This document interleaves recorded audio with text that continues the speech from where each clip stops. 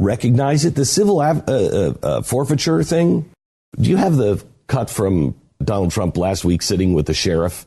And he's like, tell us what sheriff. Tell us what sheriff that is will wreck his career. I don't think so. We talked about that last week, but we didn't talk about what that was about. And what that's about is civil asset forfeiture, something that we've been talking about for a while. And we've been very concerned. And if you are a conservative and you're suddenly not concerned about this, ask yourself why. Because we were all very concerned when this was happening under Barack Obama. And no matter what anybody tells you, it is not good. If we don't put a fence around this and make sure that it is only used for what it was meant to be used for, and quite honestly, I have a problem with it, even the way it is meant to be used, it means that you don't even have to be charged with a crime, let alone found guilty, charged with a crime. And the police can come in and take your stuff, seize it, claim it to be theirs, sell it, use the money any way they want, and you have no recourse. And the only thing you can do about it is prove to them that it wasn't used in a crime. Well, how do I prove a negative? And since when? Since when you is have that to burden prove on me? Yeah, you have to prove that I'm guilty, not innocent. I mean, that is as unconstitutional as it gets. And it started off trying to be, kind of a good thing, right? I mean, it was for the big, right? It was for the big drug dealers, and so that with the big houses and the cars and the boats and the gold fixtures on the wall. You could never get it to them because they had so many layers of security.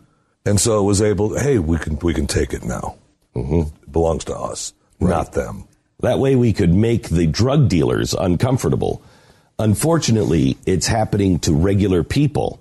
And remember, we've talked to the people, where was that? In Virginia or someplace back east?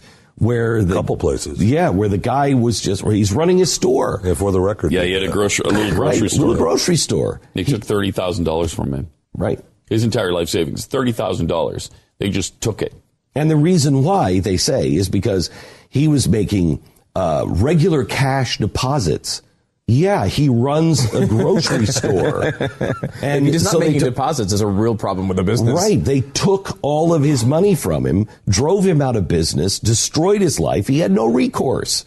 That was for the record. Mm-hmm. Yeah. I mean, it's horrible. It's not right, obviously. I mean, you get to that point where, again, like we always talk about this. Well, at first it started with a good thing. That's when you have to fight it, right? When it seems like it's towards a good thing, that's the important moment. Because once it's established as a good thing, it will be expanded like crazy all over the place.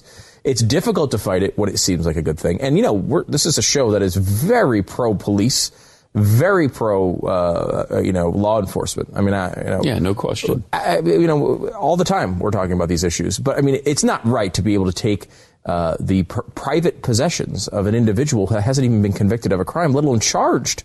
I mean, I don't know how that's even moderately defensible. Sure, there might be a circumstance in which it might be important for some reason where you're talking about, if you're talking about a drug dealer, maybe there's a way that for a short period of time, you'd be able to freeze the assets and hold them back from the organization in this scenario.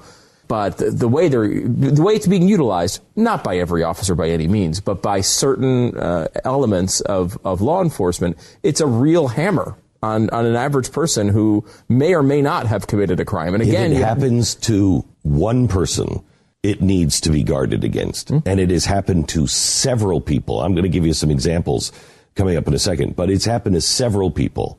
And it has to be guarded against and stopped. Because think of this. You remember the story that Judge Napolitano used to tell about the two librarians, the old librarians, and the Department of Homeland Security went into a library and said, we need the records. And they said, no, we're not going to give you the records. And this happened under the Bush administration. Correct me if I'm telling the story different than you recall, Pat, because it's off the top of my head. Mm-hmm. But they went in. And this librarian said, no, she's like 70. No, I'm not going to give you the record.